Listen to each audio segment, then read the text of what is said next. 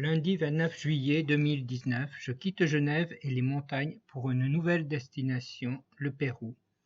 Tout d'abord, Lima.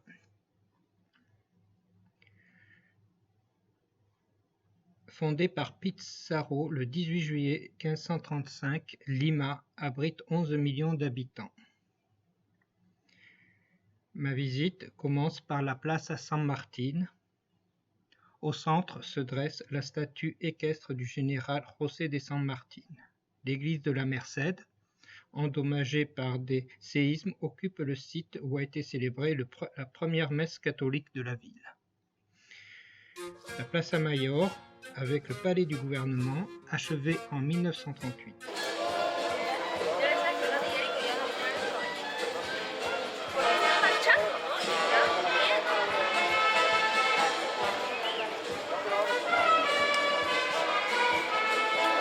La cathédrale San Juan Evangelista a été édifiée en 1746. Le monastère de San Francisco est un fleuron de l'architecture liménienne à l'heure espagnole.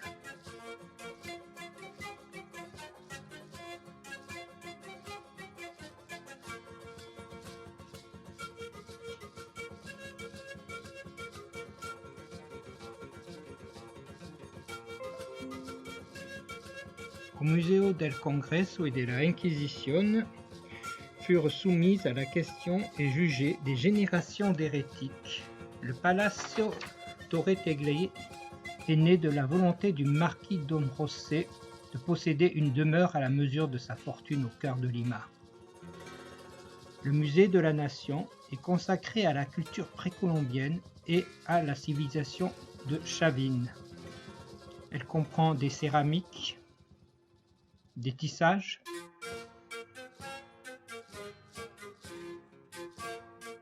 le musée Oro del Pérou,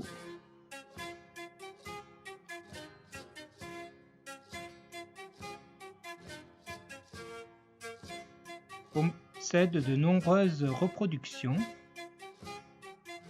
mais aussi des céramiques. La pyramide de Huaca Puliaca se dresse au sud de Lima. Son imposante pyramide pré-Inca est bâtie en adobe. Miraflores est le quartier le plus connu de Lima. Près du parc Kennedy, cafés et restaurants sont légion.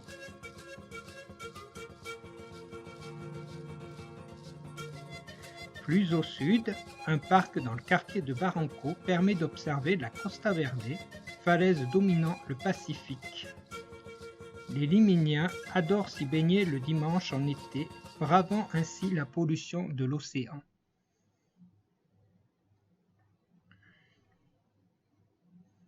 Entre mai et octobre, un phénomène météorologique appelé inversion thermique noie la ville sous une couche de nuages bas, qu'on appelle la garua. Nous la survolons avant de s'envoler vers Cusco. Le survol du Pérou d'ouest en est fait apparaître la vigueur des contrastes topographiques climatiques qui opposent la frange pacifique désertique aux grandes montagnes andines et aux plaines et collines forestières de l'Amazonie.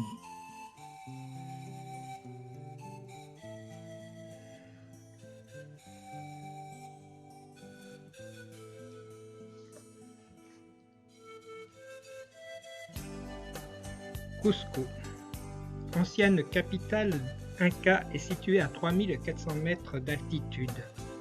Elle est sans doute une des plus belles villes d'Amérique latine. La Plaza de Armas, ancien centre de l'Empire des 4 nations, regorge de vendeurs.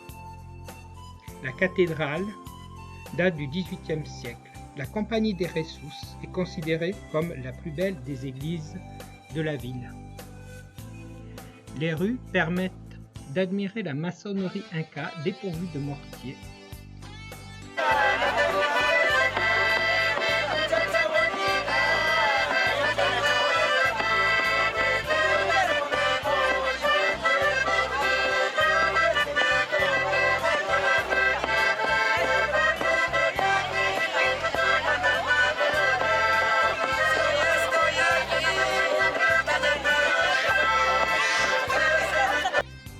Plusieurs chemins mènent au Machu Picchu. Le chemin de l'Inca est le plus connu, mais le trek du Salcantay reste un des plus beaux. Il s'effectue en 4 ou 5 jours, comprenant les randonnées et la visite du célèbre site Inca Machu Picchu. Le premier jour de marche commence à Chalacáncha. La cordillère des Andes s'étire sur près de 8000 km de la Colombie à la Patagonie.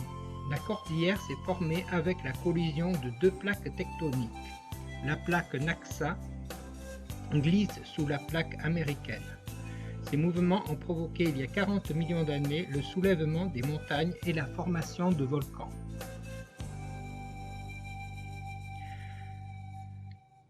La vue est exceptionnelle sur les hauts sommets, Humantay et Salcantay.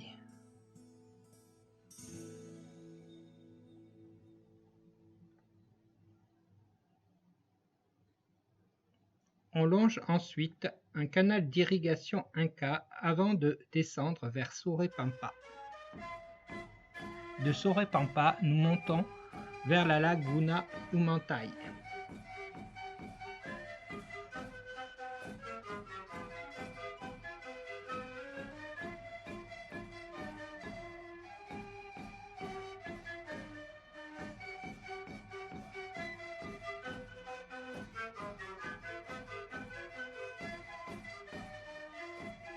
Le deuxième jour, nous partons de Sorépampa pour Chalhué.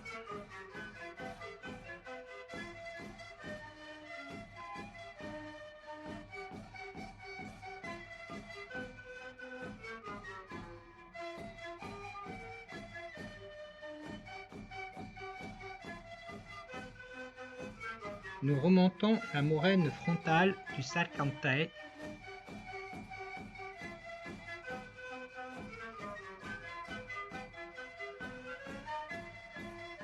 Sous le glacier suspendu du Salcantay.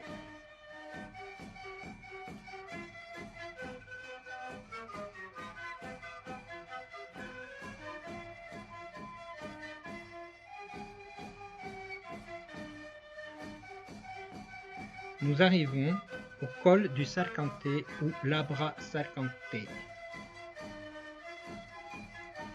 Labra Salcantay se trouve à 4682 mètres.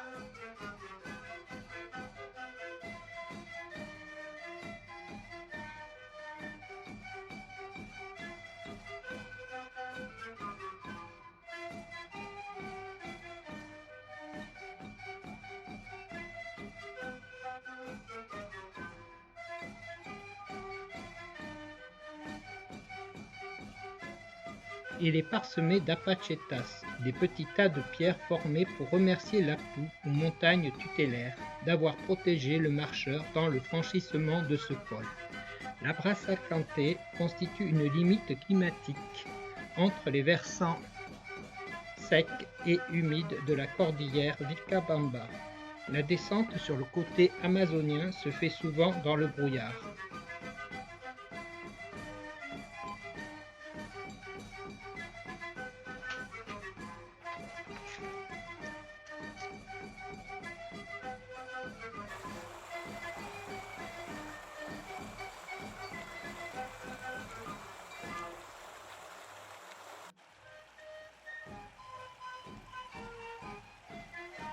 Le troisième jour nous mène de Chalhué à la playa.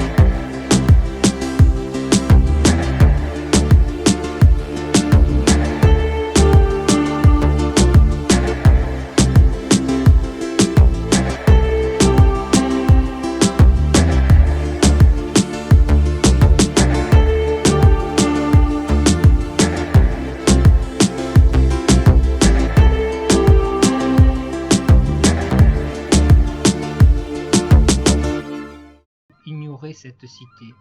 Il semblerait que Machu Picchu ait servi à accueillir la lignée de l'empereur inca Pachacútec et qu'une fois cette maison royale disparue, la région tout entière ait été abandonnée. Quoi qu'il en soit, bien des mystères restent à percer.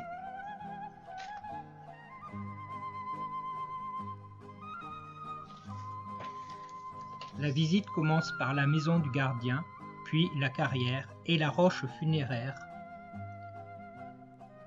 roche qui servait de table d'offrande. La place sacrée constituait le quartier religieux. Elle est entourée de 3 bâtiments importants, le temple des 3 fenêtres, le temple principal et la maison du grand prêtre, complètent l'ensemble. L'Itihuatana, ou l'endroit où l'on attache le soleil, permettait sans doute de faire des observations astronomiques. Du Huayna Picchu, on observe bien les 2 parties du Machu Picchu, la zone agricole avec ses terrasses et la zone administrative ou religieuse avec ses bâtiments.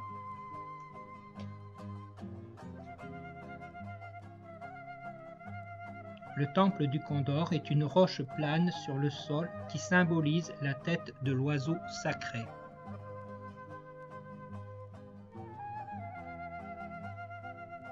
Le temple du soleil se distingue par sa forme semi-circulaire.